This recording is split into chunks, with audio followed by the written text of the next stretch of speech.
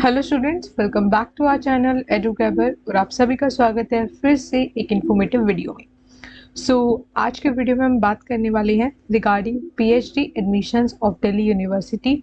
अभी थोड़े दिन पहले मैंने ऑलरेडी एक वीडियो अपलोड किया था regarding PhD admission of Delhi university, but तब तक कोई ऑफिशियल नोटिफिकेशन नहीं आया था।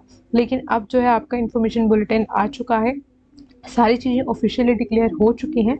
तो आज इस वीडियो में हम सारी ऑफिशियल जो भी इंफॉर्मेशन है उसके बारे में बात करेंगे। किस तरीके से आपका रजिस्ट्रेशन कब तक रहेगा, कौन कौन एलिजिबल है, कौन कौन टेस्ट देगा, कौन कौन डायरेक्टली इंटरव्यू देगा, क्या फ़ीस होगी और ऐसी बहुत सारी इन्फॉर्मेशन। ठीक है। अगर आपको वीडियो पसंद आए तो अपने फ्रेंड्स के साथ भी शेयर करना और चैनल पे नए हो तो सब्सक्राइब ज़रूर कर लेना, बिकॉज ऐसे इंपॉर्टेंट वीडियो आपको हमारे चैनल पे समय समय पे मिलती रहती है और साथ ही साथ प्रिपरेशन भी करने को आपको इस चैनल से बहुत हेल्प होगी। ठीक है। तो सबसे पहले हम दिल्ली यूनिवर्सिटी की वेबसाइट खोल लेंगे। ये आपका दिल्ली यूनिवर्सिटी का वेबसाइट का इंटरफेस है। तो आप मेरी लेफ्ट हैंड साइड पे जितने भी टैब्स देख रहे हो, आप इसमें जिस भी टैब पर क्लिक करोगे उसके रिगार्डिंग की इन्फॉर्मेशन आपको खुल जाएगी।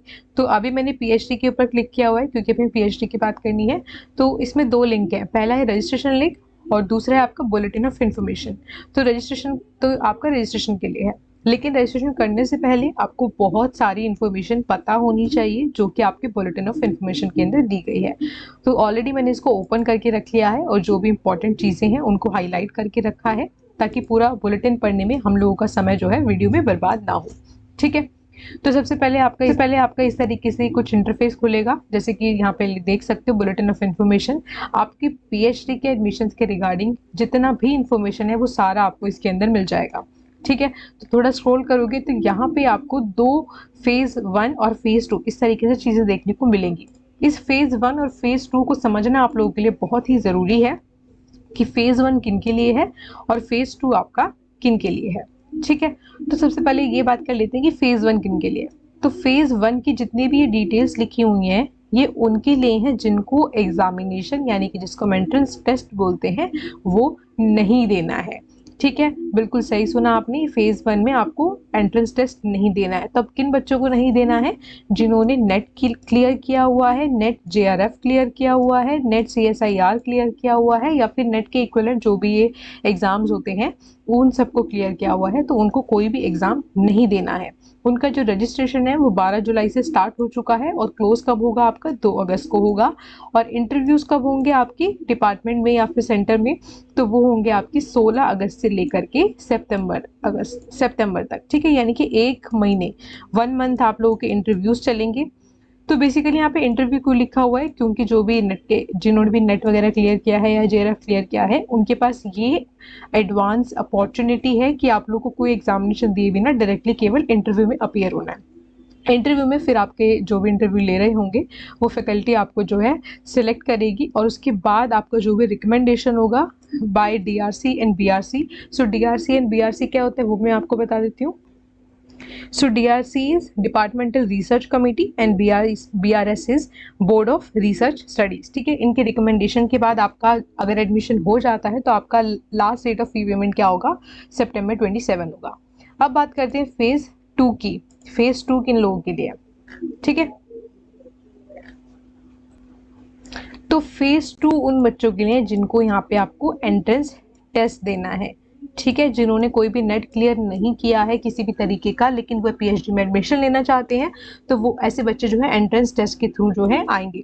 तो एंट्रेंस टेस्ट का जो डेट है अभी बताई नहीं गई है, वो बाद में अनाउंस की जाएगी और जो रजिस्ट्रेशन है वो आपके होंगे after the declaration of entrance test results. ठीक है, तो एंट्रेंस टेस्ट रिजल्ट का रजिस्ट्रेशन क्यों लिखा हुआ है? क्योंकि उसके बाद आपकी जो लिस्ट आती है एंट्रेंस टेस्ट के बाद वो आपके इंटरव्यू के लिए एलिजिबल होते हैं। ठीक है, तो जो जिस तरीके से आप दूसरे एग्ज़ाम्स देते हो, जैसे कि आपने पीजी का दिया या फिर सुएट का दिया, उसमें क्या होता है कि आप एंट्रेंस टेस्ट को क्लियर करते हो और आपका डायरेक्टली एडमिशन हो जाता है। पीएचडी में ऐसा नहीं होता है। आप पहले एंट्रेंस टेस्ट दोगे, उसके बाद आपके मार्क्स के बेसिस पे जो है आपका लिस्ट में नाम आएगा कि आप इंटरव्यू के लिए एलिजिबल हो या नहीं। फिर इंटरव्यू आपको क्लियर करना होगा, देन आपको एडमिशन होगा। ठीक है, तो बेसिकली यहाँ पे आपको एक स्टेप फालतू है आप लोगों का फेज़ 1 से, कि आपको यहाँ पे एंट्रेंस टेस्ट देना है, फिर अपनी लिस्ट का वेट करना है कि आप इंटरव्यू के लिए एलिजिबल हो या नहीं हो। ठीक है, और एंट्रेंस टेस्ट आपका कब होगा, क्या डेट्स होंगी, तो उसके रिगार्डिंग अभी कोई भी ऑफिशियल नोटिफिकेशन नहीं है। लेकिन इतना मैं आप लोग को बता देती हूँ कि एंट्रेंस टेस्ट ऐसा नहीं है कि आपका 2-4 महीने बाद होगा। एंट्रेंस टेस्ट का जो इन्फॉर्मेशन है वो आपको जल्द ही आ जाएगा, क्योंकि एडमिशन्स उनको जो है जल्दी से जल्दी करवाने हैं, ऑलरेडी लेट हो चुके हैं इस ईयर। ठीक है, अब आगे बात कर लेते हैं इंपॉर्टेंट चीज़ों के बारे में। आप ये देख सकते हो, ये कंटेंट है, टेबल ऑफ कंटेंट, जिस भी चीज़ के बारे में आपको जानना है आप डायरेक्टली उस पेज को ओपन कर सकते हो।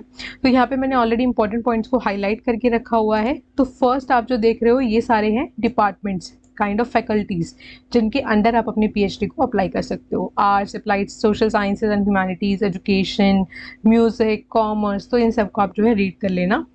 उसके बाद admission to PhD programme Delhi universities govern by the ordinance, ये तो चलो ठीक है। उसके बाद जो नेक्स्ट इंपॉर्टेंट इन्फॉर्मेशन है वो है रिगार्डिंग द इंटरव्यू थिंग। ठीक है, तो बहुत सारे बच्चों का ये कन्फ्यूजन था कि अगर आपका जो एंट्रेंस टेस्ट है वो होगा तो क्या इंटरव्यू भी होगा? तो बिल्कुल होगा। Interview is mandatory for all candidates. All का मतलब क्या है? एक तो फेज 1 वाले जो कि नेट वगैरह क्लियर करने के बाद डायरेक्टली इंटरव्यू के लिए अपीयर होंगे, और दूसरे वो लोग जो एंट्रेंस टेस्ट दे करके फिर इंटरव्यू लिस्ट के लिए क्वालिफाई करेंगे। ठीक है, तो बेसिकली इंटरव्यू तो सभी लोगों को देना है। और फेज 1 में आपका कौन कौन अप्लाई कर सकता है? ये सारे लोग जिन्होंने ये वाले एग्जामिनेशन को क्लियर कर रखा है। UGC net including JRF, UGC SIR, net, Ayush net, DBT JRF, तो ये सारे एग्जामिनेशन आप पढ़ सकते हो। फेज 2 में किनको अप्लाई करना है? फेज 2 है candidates who become eligible on the basis of appearing in the entrance test will be shortlisted for interview. ठीक है, और बेसिकली फेज 2 में जो एंट्रेंस टेस्ट है वो कौन दे पाएंगे? जिनकी मास्टर्स हुई है। ऐसा नहीं है कि आपके भी यूजी हुई है तो आप डायरेक्टली पीएचडी का फॉर्म भर रहे हो, ऐसा नहीं है। आपको या तो एमफिल आपने पहले कर रखी हुई हो या फिर आपका एमए हो रखा हो, और ऑब्वियसली अगर आपने एमफिल करी है तो आपका एमए भी पहले हो रखा होगा। ठीक है, अब तो एमफिल नहीं होता है, लेकिन पहले की स्टूडेंट्स हैं जिन्होंने एमफिल किया हुआ है तो अब वो भी अप्लाई कर सकते हैं। ठीक है, नेक्स्ट इंपॉर्टेंट इन्फॉर्मेशन की बात कर लेते हैं कि क्या आपकी फीस रहने वाली है। SC ST PWD के लिए जो है आपका 300 रुपीज़ है, और जनरल EWS OBC NCL के लिए आपका 750 रुपीज़ है। ठीक है, ये आपका रजिस्ट्रेशन का फीस है जो आपका लगेगा फॉर्म भरते टाइम। उसके बाद जो नेक्स्ट इंपॉर्टेंट इन्फॉर्मेशन है वो है आपका, बहुत ही इंपॉर्टेंट चीज़ जो समझनी ज़रूरी है आपको, कि डिपार्टमेंट और सेंटर क्या कर सकते हैं। जो भी आपकी सीट्स गिवन है, मैट्रिक्स की सीट्स, यानी कि कितनी सीट्स किसके लिए अवेलेबल होती हैं कैटेगरी वाइज, जो भी आपकी इन्फॉर्मेशन बुलेटिन के अंदर मेंशन्ड है, अगर उनको उस पर्टिकुलर सीट्स के लिए परफेक्ट कैंडिडेट नहीं मिलते हैं इन इंटरव्यू, तो वो उन सीट्स को वैकेंट भी छोड़ सकते हैं। ये एक बहुत ही इंपॉर्टेंट बात है, क्योंकि आपका पीजी और यूजी में ऐसा नहीं होता है। जितने भी आपका पीजी यूजी की सीट्स होती हैं वो सारी फुलफिल की जाती हैं, चाहे वो किसी भी तरीके से की जाएं। ठीक है, लेकिन आपके जो पीएचडी है उसमें ये साफ बात लिखी हुई है बुलेटिन में कि अगर उनको कोई सूटेबल कैंडिडेट नहीं मिलेगा एक पर्टिकुलर सीट के लिए तो वो सीट को खाली भी छोड़ सकते हैं। ठीक है, तो you can understand the seriousness of PhD programme. ठीक है, हल्के में नहीं लेना है। At the time of admission the candidate will be required to appear in the person at the respective department for the verification of the original documents। तो basically Covid situation के बाद क्या हो गया है, मोस्टली सारी चीज़ें आपके अब ऑनलाइन हो चुकी हैं, आपका वेरिफिकेशन वगैरह सब कुछ ऑनलाइन हो जाता है। लेकिन यहाँ पे बुलेटिन में लिखा हुआ है ऐसा कि इस साल जो आपका पीएचडी का एडमिशन है, अगर आप क्वालिफाई कर जाते हो एडमिशन के लिए तो आपको इन पर्सन जो भी आपका यूनिवर्सिटी या डिपार्टमेंट है उसमें आपको फेस टू फेस आकर के ओरिजिनल डॉक्यूमेंट्स दिखा करके फिर आपका वेरिफिकेशन होगा। ठीक है, नेक्स्ट इंपॉर्टेंट पार्ट वो है आपका सीट मैट्रिक्स, जो कि दी हुई है, मैं आपको अभी दिखाऊंगी भी आगे। और उसके बाद एक और इन्फॉर्मेशन जो इम्पॉर्टेंट है वो ये है कि अगर आप ऑलरेडी कोई रेगुलर कोर्स कर रहे हो किसी भी अदर यूनिवर्सिटी से या इंस्टीट्यूशन से, तो आप पीएचडी के लिए एलिजिबल नहीं हो, because PhD is the highest degree of education. तो पीएचडी से बड़ा कोई डिग्री होता नहीं है, और PhD is very time taking और बहुत ही ज़्यादा हार्ड वर्क और एफर्ट लगता है। तो अगर आप ऑलरेडी किसी यूनिवर्सिटी इंस्टीट्यूशन से कोई रेगुलर कोर्स कर रहे हो तो ऑब्वियसली आपका जो माइंड है वो डाइवर्ट होगा, और पीएचडी के लिए नुकसानदायक है। इसीलिए ऐसा बच्चा जो है वो पीएचडी के लिए अप्लाई ना करे। ठीक है, next important information is a PhD scholar admitted in the session 2023-24 publish at least two research proposal, ठीक है, before the submission of thesis. तो पहले मैं आपको ये बता, रिसर्च पेपर, सॉरी प्रपोजल्स बोल दिया मैंने, two research papers before the submission of thesis. तो बेसिकली जो आपकी थीसिस होती है वो क्या होती है, अगर कुछ बच्चों को नहीं पता है तो थीसिस आपका होता है कि जो भी आपने अपने पीएचडी के टेन्योर में, फॉर एग्जांपल आपने 5 साल की पीएचडी करी है, 7 साल की पीएचडी करी है, तो उस पूरे टेन्योर का आपका जो वर्क होता है वो आप एक जगह कंपाइल करते हो एक पर्टिकुलर फॉर्मेट के अंदर, और अपना जो भी आपका मेंटोर होता है या फिर गाइड होता है आप उसको सबमिट करते हो अपनी यूनिवर्सिटी के अंदर, ठीक है।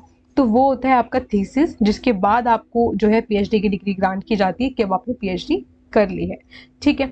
तो यानी कि इस थीसिस के सबमिशन से पहले ही आपको अपने पीएचडी के दौरान आपने जो भी काम किया है उस रिसर्च के बेसिस पे आपको एटलीस्ट, ये मिनिमम है, ठीक है, मिनिमम आपको 2 रिसर्च पेपर्स तो पब्लिश करने ही है, वरना आपकी थीसिस किसी काम की नहीं है। बट ऑब्वियसली आपका जो पीएचडी प्रोग्राम है वो रिगार्डिंग रिसर्च है, तो आपने जिस भी पर्टिकुलर टॉपिक के रिगार्डिंग, डिपार्टमेंट के रिगार्डिंग रिसर्च करा है उसके रिलेटेड आपके अच्छे से अच्छे जर्नल में जो आपके यूजीसी अप्रूव्ड होते हैं उसमें आपको 2 मिनिमम रिसर्च पेपर्स को पब्लिश करवाना है, ठीक है। अब आगे की इन्फॉर्मेशन बहुत ज़्यादा इंपॉर्टेंट होने वाली है, तो प्लीज़ एकदम ध्यान से सुनना। ये ऑनलाइन रजिस्ट्रेशन में यहाँ पे नहीं पढ़ रही हूँ, क्योंकि इसका जो नेक्स्ट वीडियो में लेकर आऊँगी कि किस तरीके से आपको रजिस्ट्रेशन करना है, ठीक है, वो तब आप उस वीडियो में देख लेना। तो ये है आपका सीट मैट्रिक्स, आप देख सकते हो कि अरेबिक में आपका किस तरीके से सीट मैट्रिक्स दिया गया है, फिर Buddhist studies, department of English, इस तरीके से आप सारा जो है सीट मैट्रिक्स अपना पढ़ सकते हो। और साथ ही साथ इनके अंदर जो है मिनिमम एलिजिबिलिटी भी लिखी हुई है कि आपको इस पर्टिकुलर डिपार्टमेंट के अंदर अगर पीएचडी करनी है तो मिनिमम एलिजिबिलिटी आपकी क्या है। MA in English with 55% from a recognized university with applicable relaxation for various categories as per the university rules। तो यानी कि जो जनरल एक क्राइटेरिया है वो है आपका मिनिमम आपका 55% मास्टर्स के अंदर होना चाहिए। और अगर जैसे कि कुछ कैटेगरीज के लिए रिलैक्सेशन दिया जाता है, SC ST OBC के लिए कभी 5% दिया जाता है, कभी कुछ परसेंट दिया जाता है, तो वो भी आपका रिस्पेक्टिव है, ठीक है। तो आपको अपनी पर्टिकुलर रिस्पेक्टिव यूनिवर्सिटी के जो भी रूल्स हैं, जो भी कैटेगरी के लिए रिलैक्सेशन है, उसको ध्यान में रख करके आपको अप्लाई करना है, ठीक है। ये आपके पर्टिकुलर इंग्लिश के अंदर ये सारे मेजर रिसर्च डिपार्टमेंट्स हैं, ठीक है। Research in department of English आपको करनी है तो ये कुछ आपकी मेजर एरियाज हैं जिनसे रिलेटेड आप अपना टॉपिक ले सकते हो। इसी तरीके से आपका हर एक सब्जेक्ट के रिगार्डिंग यहाँ पे लिखा हुआ है। और साथ ही साथ एक बहुत इंपॉर्टेंट चीज़ सब में लिखी हुई है, वो मैं आपको यहाँ पे दिखा देती हूँ। यहाँ पे नीचे आप देख सकते हो, submission of research proposal is mandatory eight the time of registration. तो यही वो इम्पॉर्टेंट चीज़ है जो कि मैंने आपको बोला था, अभी आगे आने वाली है। तो बेसिकली रिसर्च प्रपोजल क्या होता है, अगर कुछ बच्चों को नहीं पता है तो वैसे DU में जो MA करवाई जाती है उसमें 6 सेमेस्टर में आप लोगों से रिसर्च प्रपोजल ऑलरेडी सबमिट कराया जाता है, ताकि आप लोगों को थोड़ा थोड़ा सा इन्फो हो जाए कि किस तरीके से रिसर्च प्रपोजल को प्रिपेयर किया जाता है। तो जिनको नहीं पता है थोड़ा सा मैं आपको ब्रीफ कर देती हूँ कि रिसर्च प्रपोजल क्या होता है। तो बेसिकली रिसर्च प्रपोजल एक 6 से 7 पेज के आसपास का आपका एक डॉक्यूमेंट होता है, जिसमें आप ये सब कुछ समझाते हो कि क्या जो भी आपका आगे आने वाला टेन्योर होगा, 5 ईयर का, 6 ईयर का, 4 ईयर का, उसमें जो आप अपनी रिसर्च करोगे वो आप कैसे करने वाले हो। यानी कि पहले आप अपना ऑब्जेक्टिव इंट्रोडक्शन देते हो, ऑब्जेक्टिव बताते हो कि इस रिसर्च के करने के पीछे आपका क्या ऑब्जेक्टिव है, क्या टूल्स आप यूज़ करोगे, क्या सोर्सेज आप यूज़ करोगे, क्या क्वेश्चंस फाइंड करने की आप कोशिश करोगे, यानी कि क्या आपके माइंड में ऐसे क्वेश्चंस हैं जिनकी आंसर आप अपने ड्यूरिंग द रिसर्च फाइंड करने की कोशिश करोगे। और लास्ट में कंक्लूजन होता है कि आप अपनी पीएचडी का जो आउटकम है उससे क्या एक्सपेक्ट कर रहे हो, कि क्या रिसर्च आप कर पाओगे, ठीक है। तो इस तरीके से एक रिसर्च प्रपोजल होता है जो आपको रजिस्ट्रेशन के टाइम पर मैंडेटरी है सबमिट करना सबको। अब ये क्यों सबमिट करना होता है, क्योंकि जो इंटरव्यू राउंड होता है वो इंटरव्यू राउंड ऐसे जॉब के इंटरव्यू जैसा नहीं होता है कि आप अपना इंट्रोडक्शन दोगे और आप लोगों से थोड़े बहुत क्वेश्चंस किए जाएंगे अपने पर्सनल लाइफ के बारे में, इंटरेस्ट के बारे में, स्किल्स के बारे में। नहीं, ऐसा इंटरव्यू नहीं होता है। पीएचडी का जो इंटरव्यू होता है उसमें आपका जो रिसर्च प्रपोजल होगा उसके रिगार्डिंग आप लोगों से काउंटर क्वेश्चंस किए जाते हैं, क्योंकि रिसर्च प्रपोजल के अंदर जो है आप अपने रेफरेंसेस को भी लिखते हो कि आपने कहाँ कहाँ से इन्फॉर्मेशन लिखी है, और फिर उन रेफरेंसेस में से और जो भी आपका रिसर्च प्रपोजल होता है उसके रिगार्डिंग आप लोगों से क्वेश्चन पूछे जाते हैं, and based on your answers आपके इंटरव्यू क्लियर होते हैं, ठीक है। अगर वो आपके आंसर से सेटिस्फाइड हैं, उनको लगता है कि ये जो कैंडिडेट है वो रिसर्च करने के लिए बहुत परफेक्ट है, तो ही वो आपको आगे एडमिशन अलाउ करते हैं। और PhD में दिल्ली यूनिवर्सिटी पीएचडी की बहुत ही कम सीट्स होती हैं। ठीक है, मेरी मोस्टली जो ऑडियंस है पॉलिटिकल साइंस से आती है, तो मैं एक बार आप लोगों को पॉलिटिकल साइंस का जो सीट मैट्रिक्स है वो भी आप लोगों को यहाँ पे शो कर देती हूँ।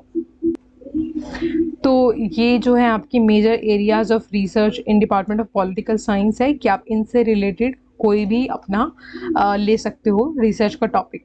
और आपका सीट मैट्रिक्स किस तरीके से रहने वाला है, सीट मैट्रिक्स है आपका जनरल में आपकी जो है 16 सीट्स हैं, ओबीसी में आपकी 11 सीट हैं, एससी में आपकी जो है 6 सीट्स हैं, एसटी में 3 हैं, ईडब्ल्यूएस में 4 हैं, पीडब्ल्यूबीडी में आपका 1 है और फॉरेन नेशनल्स के लिए आपकी 10 हैं। तो आप देख सकते हो पीएचडी की सीरियसनेस की कितनी कम सीट्स हैं। वैसे मैं इस चीज़ से बिल्कुल डिसएग्री करती हूँ कि इतने बड़े लेवल पे जो है मास्टर्स के बच्चे क्वालिफाई होते हैं, लाइक पास आउट होते हैं मास्टर के बाद, और उसमें से बहुत सारे बच्चों का सपना होता है अकेडमिक्स में जाने का। और उस रेशो को देखते हुए, उस पॉपुलेशन का रेशो देखते हुए ये जो सीट मैट्रिक्स है बहुत ही कम रखती है यूनिवर्सिटी, और काफ़ी सालों से ये ऐसी की ऐसी है, बिल्कुल बढ़ाई नहीं है लोगों ने। तो मेरे हिसाब से तो काफ़ी अनफेयर है, लेकिन ऑब्वियसली हमें वही चीज़ें फॉलो करनी पड़ेंगी जो अभी करंट में चल रही हैं, ये चीज़ें हमारे हाथ में नहीं है। ठीक है, तो ये आपका एक सीट मैट्रिक्स है। और जो आपके एडमिशन्स होते हैं वो यहाँ पे ऑलरेडी ये भी लिखा हुआ है कि अगर आपको उनको कैंडिडेट नहीं मिलता है पर्टिकुलर सीट के लिए कोई सुटेबल, तो वो उस सीट पे एडमिशन नहीं लेंगे। लेकिन ऑब्वियसली सीट्स इतनी कम है तो आपकी एडमिशन्स यहाँ पे फुलफिल किए ही जाएंगे। और कुछ इंपॉर्टेंट इन्फॉर्मेशन मैं आपको अगर दिखाना चाहूँ तो इसमें बहुत सारी चीज़ें लिखी हुई हैं, लेकिन जो भी इम्पॉर्टेंट बातें आप लोगों को मस्ट पता होनी चाहिए बिफोर अप्लाइंग द पीएचडी, वो सब मैंने आपको यहाँ पे बता दी है। ठीक है, रजिस्ट्रेशन कैसे करना है उसके रिगार्डिंग मेरा नेक्स्ट वीडियो आने वाला है, जिसमें आपको पूरा मैं प्रोसेस लाइव करके दिखाऊंगी, कैसे आपको रजिस्ट्रेशन करना है, कैसे अप्लाई करना है, कौन सी गलतियां नहीं करनी है जिससे कि आपको फॉर्म रिजेक्ट ना हो। ठीक है, क्योंकि काफ़ी सारे बच्चों का अप्लाई के टाइम पर ही फॉर्म रिजेक्ट हो जाता है, वो बहुत सारी गलतियां कर देते हैं। ठीक है, सो मिलते हैं आपसे नेक्स्ट वीडियो में रिगार्डिंग द रजिस्ट्रेशन प्रोसेस और भी बहुत सारी इन्फॉर्मेशन के रिगार्डिंग। तो चैनल को सब्सक्राइब जरूर कर लेना, बिकॉज ऐसे इंपॉर्टेंट वीडियोस हमारा चैनल लेकर आता रहता है। And thanks for watching and keep sharing with your friends and family. Bye bye.